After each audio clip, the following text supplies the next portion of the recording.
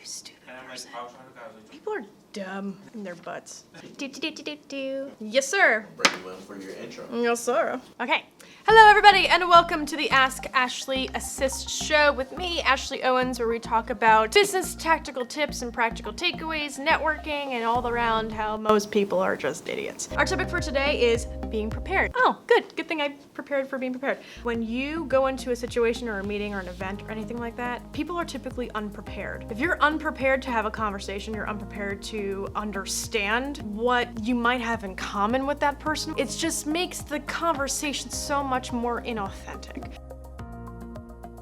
If you research the topic or event that you're going to, and that can be through a couple different resources, Eventbrite, Ticketly, Meetup, and you research the organization that is hosting that event, that'll give you more fuel for the fire when you're having a conversation with somebody new, especially when you don't know anybody there. Sometimes that can be a little daunting. How do you start the conversation? Could be as simple as asking questions, using deep, meaningful business conversation questions. Those questions will be shared with you if you hashtag AskAshleyAssist. You'll get a free template of all of the best questions to ask when you're at networking events. My favorite one to ask is, what brings you here? Everybody loves talking about themselves. Learning more about what brought them there will give you a deeper insight into who they are and what they do and what makes them awesome. Play a game. How many questions can you ask this person genuinely before they ask you what you do? That allows you to be in control of the conversation and to also be prepared with good, thoughtful, and meaningful answers.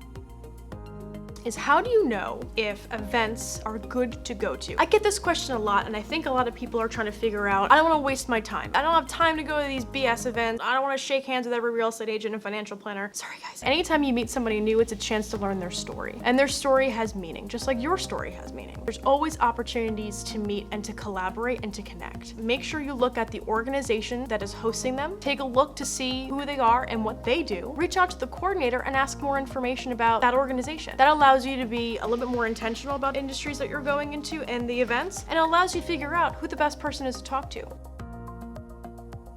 If you go and talk to the coordinator, half the time, they never have anybody helping them volunteer to register people in, especially for my introverts out there. Go talk to the coordinator. This allows you to see the people that are walking up, get a chance to know who they are and their profession. It gives you an opportunity to go back into the event and actually get a chance to talk to them one-on-one. Be more intentional so you don't feel like you're wasting your time and spending 2.5 hours walking around talking to every Joe, Dick, and Harry. All right, this is my favorite part. Jeremy, what bothers me today? What bothers you today? Let's talk about it. Most things bother me too. I'm just perpetually angry all the time. It's my Italian and Irish just.